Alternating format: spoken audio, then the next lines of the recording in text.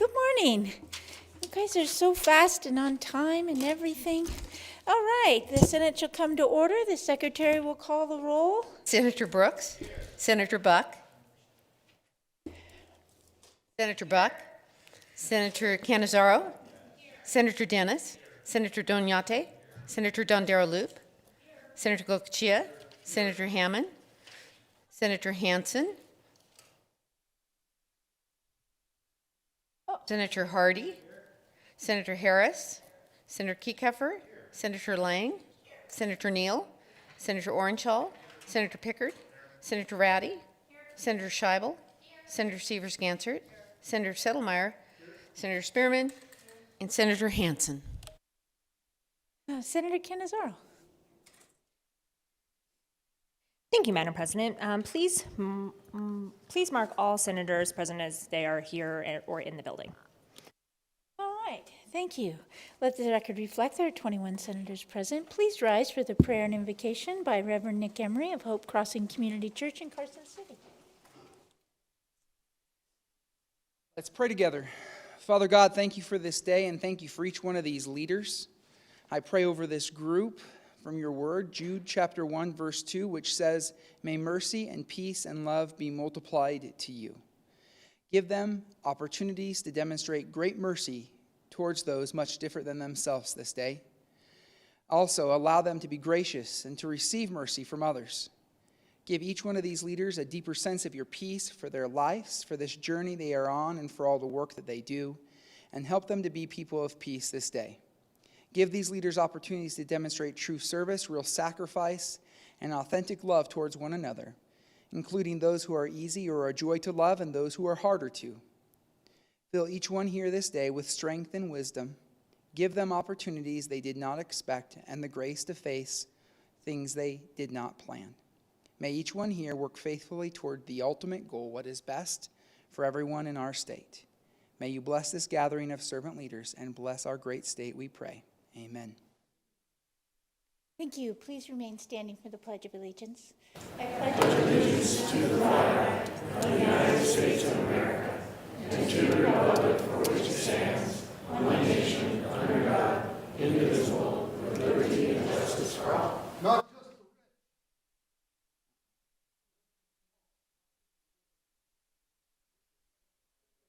Brief recess.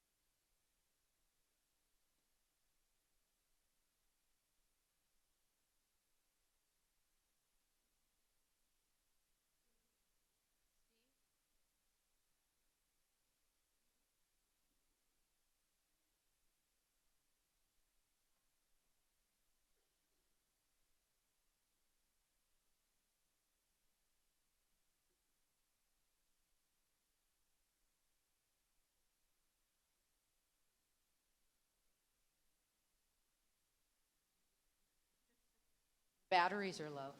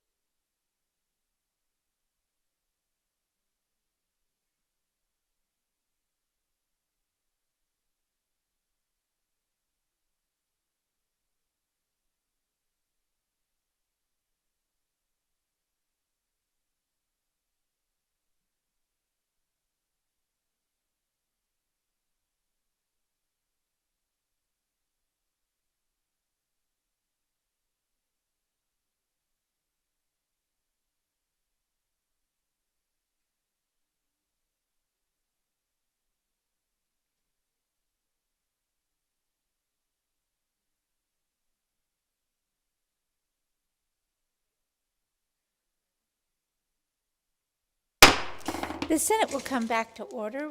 We are on order of business number 3, reading and approval of the journal. By previous order of the Senate, the reading of the journal is dispensed with, and the President and Secretary are authorized to make the necessary corrections and additions. Order of business number 4, reports of committee.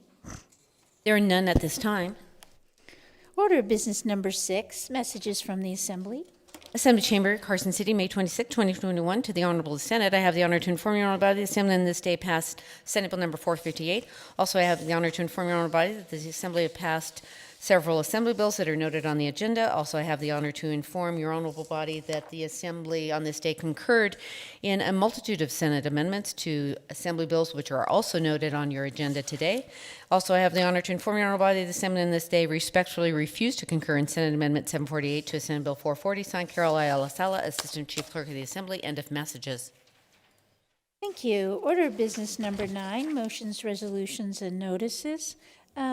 Senator Scheibel.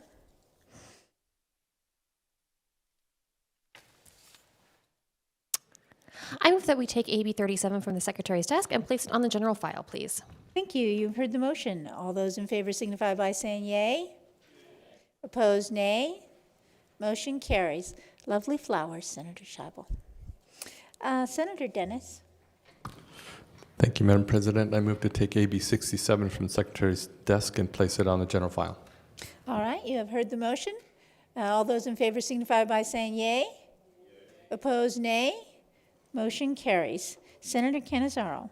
Thank you, Madam President. I move to take all Assembly bills that are on the general file and place them on general file for the next legislative day. All right, all the Assembly bills. Thank you. All right, you have heard the motion. All those in favor signify by saying yay. Opposed, nay. Motion carries. Do you want to take a recess?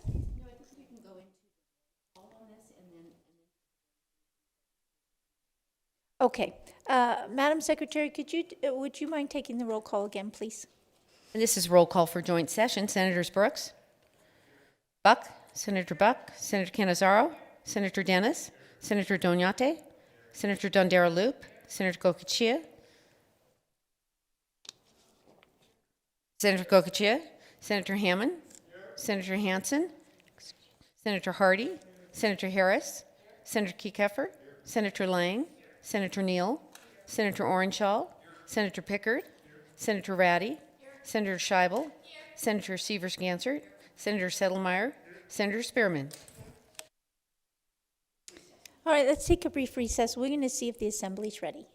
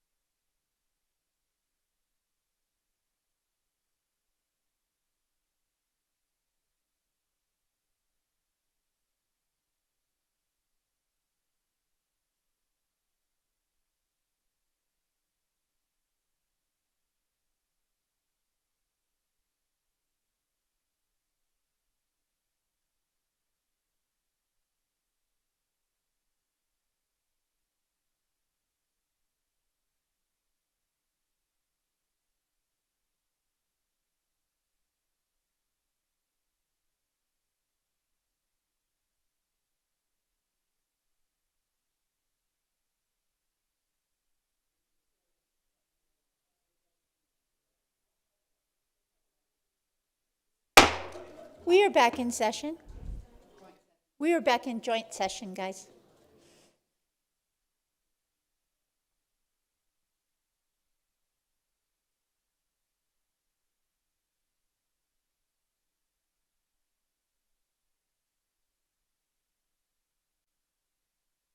Assemblywoman Summers Armstrong, Assemblywoman Thomas, Assemblywoman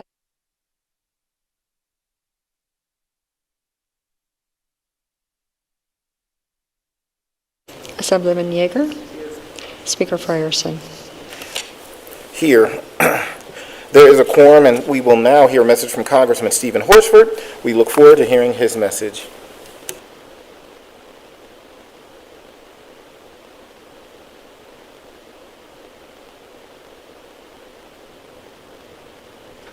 Hello, it's an honor to be with you today.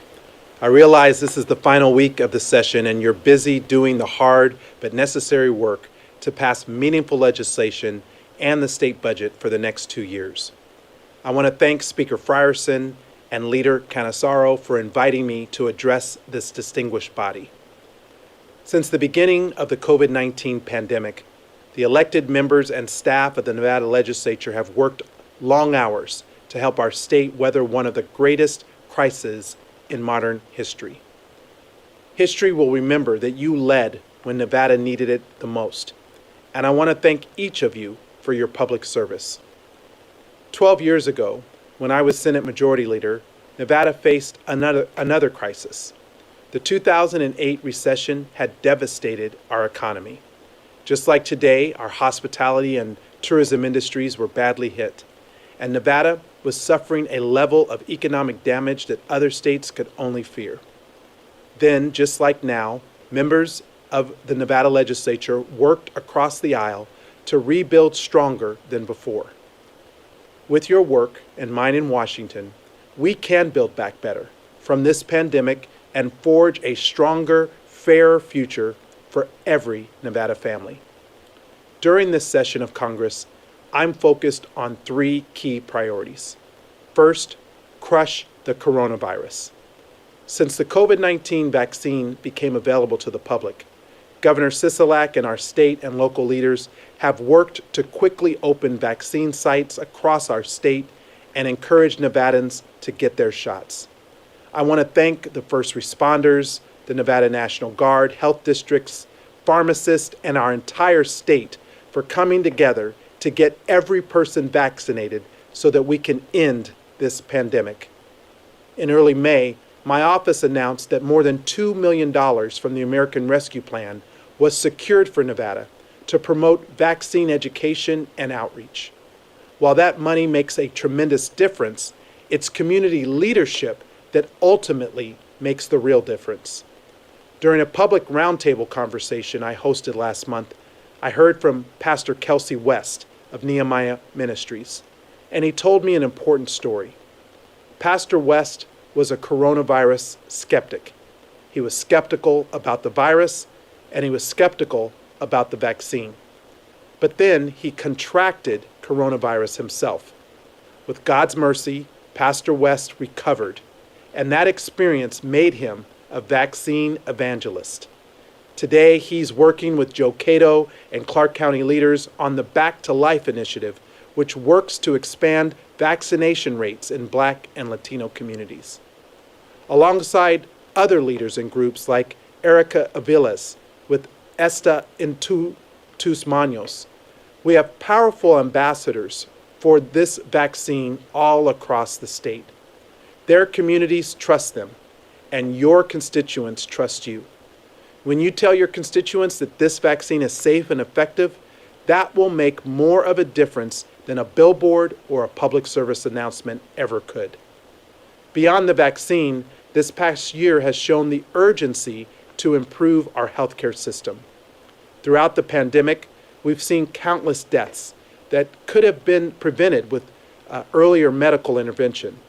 When healthcare is unaffordable and Nevadans need to choose between a $50 copay and putting food on the table, many people will not get the care that they need. The American Rescue Plan, Congress's $1.9 trillion COVID relief package, provides healthcare premium subsidies for marketplace healthcare plans to ensure that Nevada families pay no more than 8.5% of their income in healthcare premiums. Thanks to the powerful advocacy of Nevada's Culinary Union and other labor groups, the plan also includes full COBRA subsidies for workers who have lost their jobs. That's big, and I'm proud that we were able to deliver on health care at a time when our communities needed it the most. In March, I was also proud to announce that my office secured more than $2.7 million for vaccination, primary care, and telemedicine in Nevada's 4th District as part of a $25 million package for healthcare providers across our state. Several weeks ago, I toured one of the funded health centers, First Med Health and Wellness, to learn about their innovative telehealth care practices during the pandemic. Like many other Nevada healthcare providers, FirstMed has pioneered new ways to deliver physical and mental health care virtually, and I know that many of these practices will expand care far beyond this pandemic.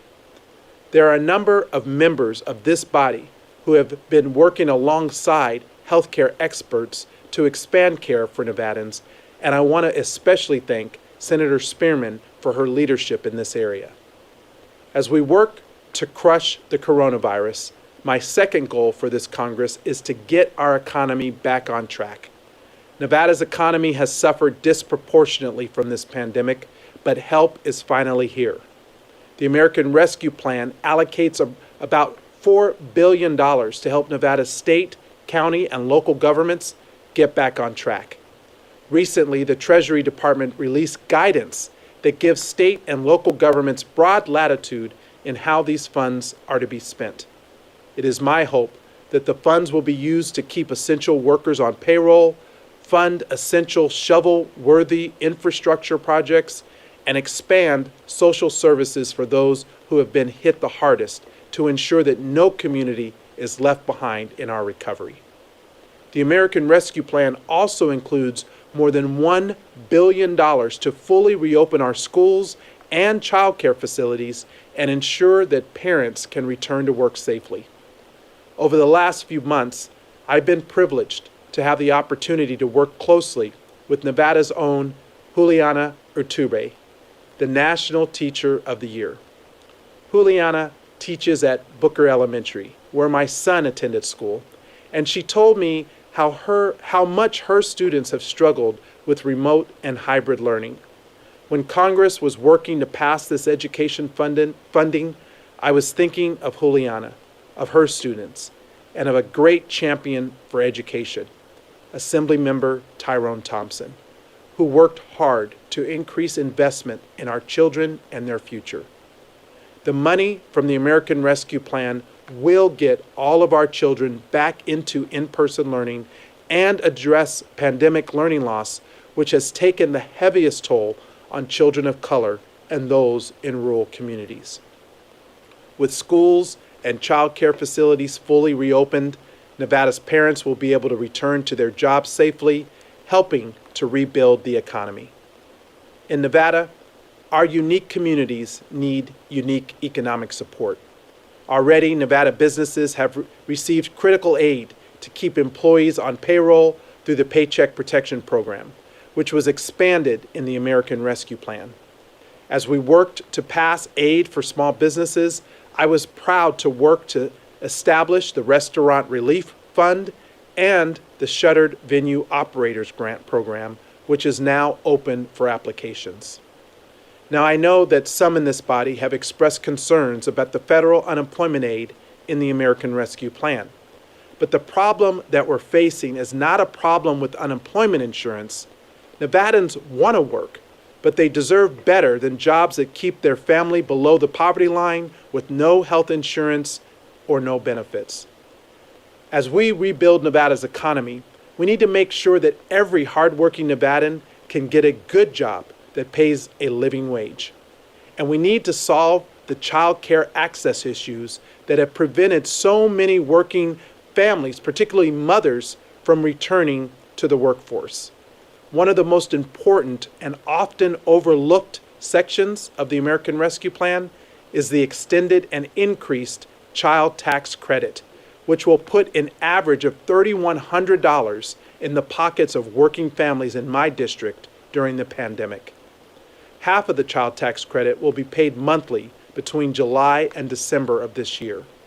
But, and this is important, Nevadans who are not required to file their taxes will need to use the non-filer tool on irs.gov to qualify. That tool will become available in just the next couple of weeks, and I hope that you will help me spread the word to the families who are most in need. Now, when we're talking about building back better, I want to briefly touch on 5 individual bills that I'm working to pass. First, the Hospitality and Commerce Jobs Recovery Act, which would provide relief to our hospitality and tourism industries. This legislation would keep Nevadans on the job, create new jobs, and increase tourism to the entertainment capital of the world. Second, the Safe Banking Act, which would align state and federal law to ensure that Nevada's cannabis businesses are no longer forced to operate in all-cash environments. This legislation works hand in hand with other legislation that I've sponsored to remove cannabis from the Federal Controlled Substances Act and expunge previous marijuana convictions to ensure that yesterday's laws are not punishing today's families. I want to recognize the important work being done on this issue, particularly with AB 158, which allows youth the opportunity to acknowledge mistakes involving cannabis without establishing a police record. Third, the George Floyd Justice in Policing Act, which would address the use of excessive force by law enforcement and build stronger relationships between police and the communities they serve. Over the last year, our country has seen a national reckoning over the way that people of color are often treated by law enforcement, and the need for change is clear. I want to thank Assemblywoman Danielle Monroe-Moreno and Senator Dina Neal, who have been leaders on issues of racial justice and police accountability during this session in particular. Fourth, the Southern Nevada Economic Development and Conservation Act, the largest public lands bill in Nevada history, which would protect more than 2 million acres of land from development while ensuring that Nevada's long-term housing and economic development needs continue to be met. This is a bipartisan bill sponsored by the entire Nevada delegation. Fifth, the American Dream and Promise Act, which would create a pathway to citizenship for the thousands of undocumented immigrants who have made Nevada their homes. TPS recipients and dreamers have lived in the shadows for too long, and we must make sure that they have a pathway to citizenship. In the months to come, I will be working to pass these bills, along with the American Families Plan and the American Jobs Plan, the two major strategic initiatives that President Biden has outlined. The American Jobs Plan would create millions of good-paying jobs while strengthening America's infrastructure and revitalizing our care economy. And the American Families Plan would create tax breaks for working families, provide 4 additional years of free public education to every child, and create a national paid leave program to keep millions of working women from leaving the workforce. These are bold plans that will make sure that Nevada has a strong future, and I'm optimistic about our chances of getting them passed into law. Let me finish by saying this. At the beginning of the new Congress, we saw armed insurrectionists storm the U.S. Capitol. It was shocking and it was unprecedented. And it demonstrated our collective obligation to restore faith in American democracy. Thankfully, Nevada is leading the way. Since the presidential election last November, Republicans and Democrats have united to make clear that our elections were safe, secure, and fair. As other states have worked to restrict access to the ballot box, Nevadans have worked to make it easier for every Nevadan to participate in our democracy. In Nevada, that faith in our democracy has always defined who we are. So thank you to our devoted public servants, our committed citizenry, and the leadership in this body. Our future in Nevada is bright.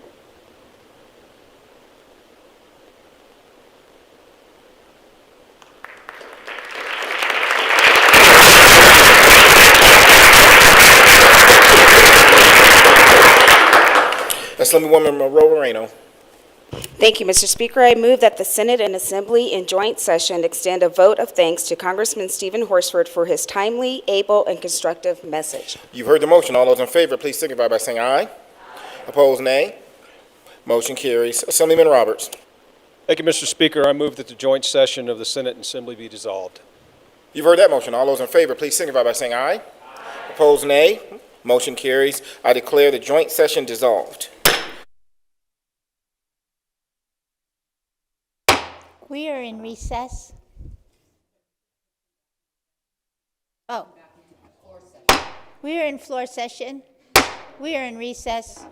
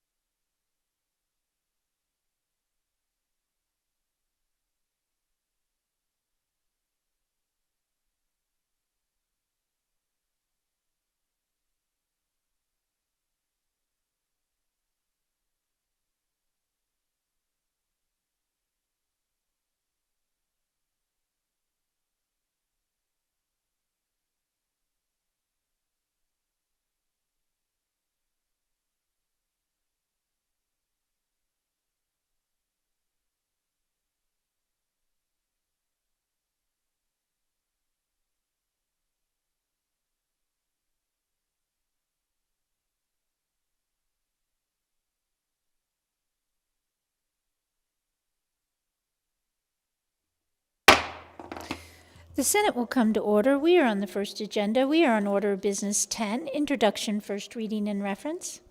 Assembly Bill number 126 by Assemblyman Frierson, et cetera, revises provisions relating to elections and refer to legislative operations and elections. Assembly Bill 224 by Assemblywoman Duran, et cetera, provides for access to menstrual products in certain public schools, refer to education.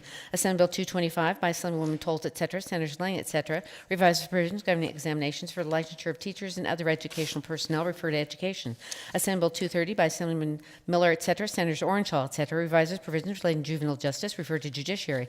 Assembly Bill 319 by Assemblyman Roberts, et cetera, establishes a pilot program regarding dual credit courses, refer to education. Assembly Bill 321 by Assemblyman Frierson, et cetera, revises provisions relating to elections, refer to legislative operations and elections. Assembly Bill 363 by Assemblywoman Wynn, et cetera, revises provisions governing transient lodging, refer to government affairs. Assembly Bill 376 by Assemblywoman Torres, et cetera, Senators Neal, et cetera, enacts the Keep Nevada Working Act and makes various other changes relating to immigration, refer to government affairs.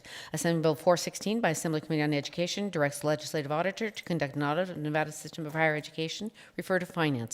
Assembly Bill 427 by Assembly Committee on Judiciary revises various provisions relating to driving under the influence of alcohol or a prohibited substance, refer to growth and infrastructure. End of Assembly Bills.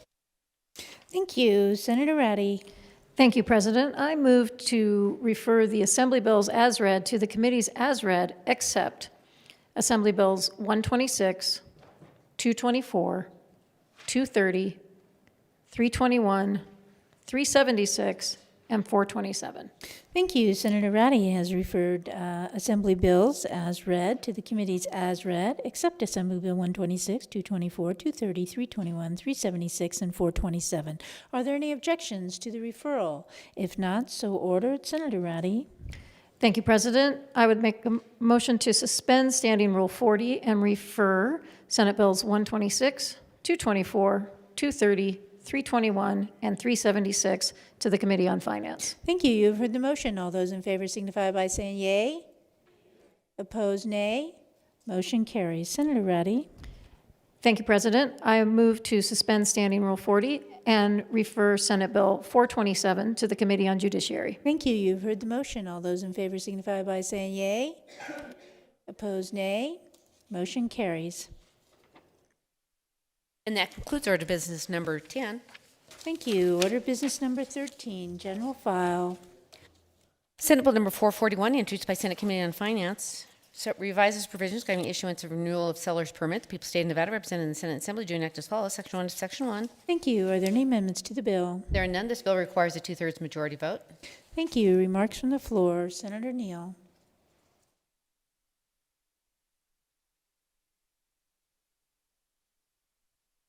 Not you? No, that's a floor statement, right? That's Senator Ratty. Senator Ratty.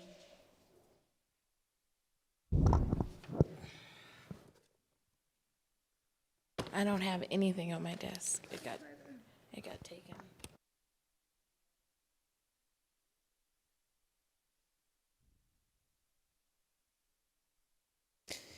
Are there any amendments to the bill? There are none. Remarks from the floor. Senator Ratty. Thank you, President. Senate Bill 441, as amended, repeals various provisions of current law governing the issuance, renewal, suspension, and revocation of a $5 seller's permit from within NRS Chapters 372 and 374, which governs the Sales and Use Tax Act and the Local School Support Tax Law, and reenacts those provisions into NRS 360, which includes provisions governing revenue and taxation generally. Senate Bill 441 also establishes within NRS Chapter 360 to specify that a seller's permit expires on December 31st of each year and requires a person who files an application for a seller's permit or an application for the renewal of a seller's permit to pay an annual fee of $15. The bill requires the $15 initial and annual fee renewal to be distributed in the same manner as the existing initial seller's permit fees are distributed pursuant to NRS Chapters 372, 374, and 377. Finally, the bill specifies that a seller's permit issued under current law before the October 1, 2021 effective date of this bill remains in effect following October 1, 2021 and expires on December 31st, 2021. This act becomes effective on October 1st, 2021. Thank you. Further remarks? All right, hearing none, the secretary will open the roll.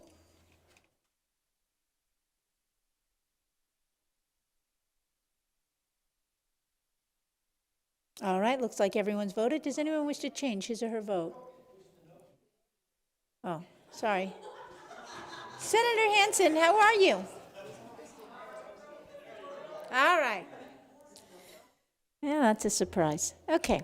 Does everyone have voted? Does anyone wish to change his or her vote? All right. Madam President? Oh, sorry, go ahead. I'm too early. Go ahead. Madam Secretary, and close the roll. The vote on Senate Bill 441 is 13 in favor, 8 against. The bill, having received a two-thirds majority, is declared passed. Order of the Assembly. Oh, I'm sorry. Declared failed. Sorry, guys, I was discombobulated. That bill failed. Madam President? Yes. Senator Cannizzaro. Thank you, Madam President. I move that the vote whereby Senate Bill 441 was lost be reconsidered. Thank you. You have heard the motion. All those in favor signify by saying yay. Opposed, nay. Point of order. Right here, Joe. Hi, Senator. Does the reconsideration require the prevailing side to make that motion? Thank you. No, it does not, Senator. Hardy. All right, so all those in favor signify by saying yay. Opposed, nay. Motion carries. Madam President, may we get a 1-minute recess? Yes, we are in recess at the call of the chair.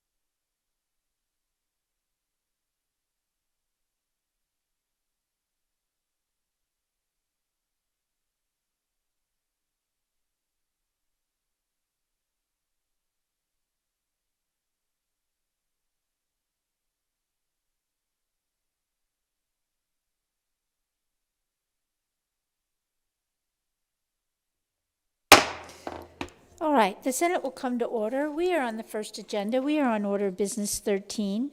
Senator Cannizzaro. Thank you, Madam President. I move to take Senate Bill 441 from its place on general file and place it on the Secretary's desk. Thank you. You've heard the motion. All those in favor signify by saying aye. Yay? Opposed, nay? Motion carries. Senate Bill number 457, introduced by Senate Committee on Finance, revises provisions governing state highway fund. The people of the state of Nevada represented in the Senate Assembly do enact as follows. Section 1 of Section 1. Thank you. Are there any amendments to the bill? There are none. Section 5, subsection 2, end of bill. Thank you. Remarks from the floor. Senator Kiefer. Thank you, Madam President. Senate Bill 457, as amended, increases the maximum amount of highway fund proceeds that may be used by the Department of Motor Vehicles for its cost of administration from 22% to 27%, beginning in fiscal year 22 and extending through fiscal year 2026. Senate Bill 457, as amended, becomes effective on July 1st of this year. Thank you. Further remarks? All right, hearing none, the Secretary will open the roll.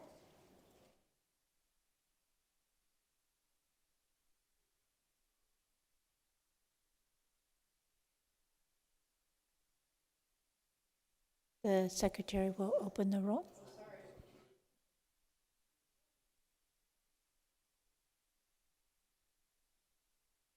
All right, looks like everyone's voted. Does anyone wish to change his or her vote? All right, the Secretary will close the roll. The vote on Senate Bill 457 is 16 in favor, 5 against. The bill, having received a constitutional majority, is declared passed. Order of the Assembly. And that concludes order of business number 13 on the first agenda. Thank you. Order of business 14, unfinished business, concur. Senate Bill number 94, introduced by Senator Settlemyre, revises provisions relating to property. The Assembly has amended this bill with amendment number 600. Does the Senate wish to concur or not concur in this matter? Thank you. Senator Scheibel. I move that we concur in Amendment 600 to Senate Bill number 94. Thank you. Senator Scheibel has moved that the Senate concur in Assembly Amendment number 600 to Senate Bill number 94. Remarks? Senator Scheibel.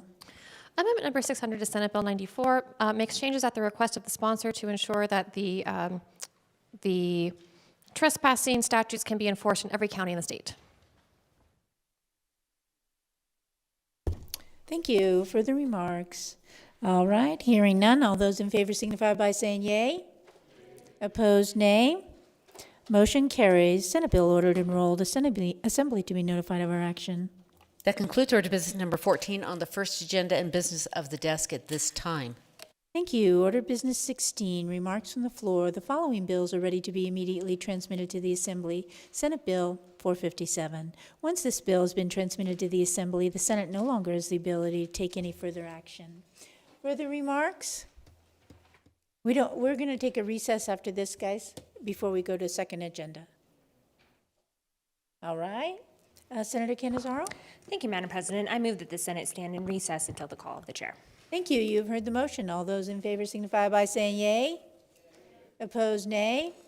Motion carries.